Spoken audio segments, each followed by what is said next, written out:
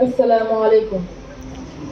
الحمد لله نحمده ونستعينه ونستغفره ونعوذ بالله من شرور أنفسنا ومن سيئات أعمالنا. من يهده الله فلا مضل له ومن يضلل فلا هادي له.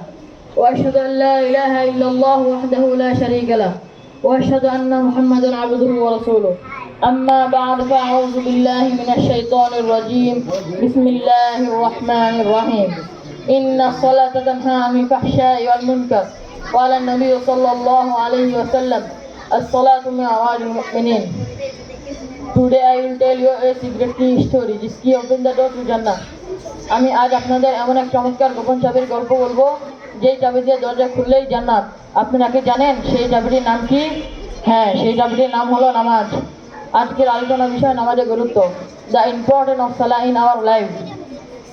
আমরা এমন এক আমলের কথা জানবো যা কি আমাদের দিন প্রথম হিসাব নেওয়া হবে, আর তা হচ্ছে নামাজ।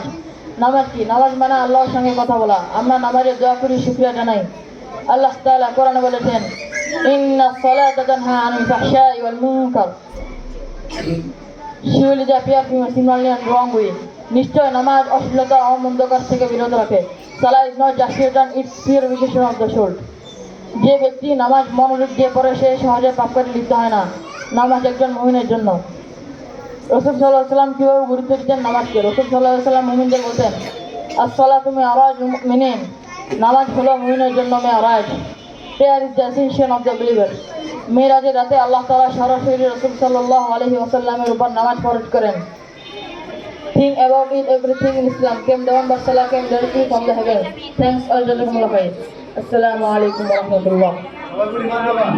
Marhaba.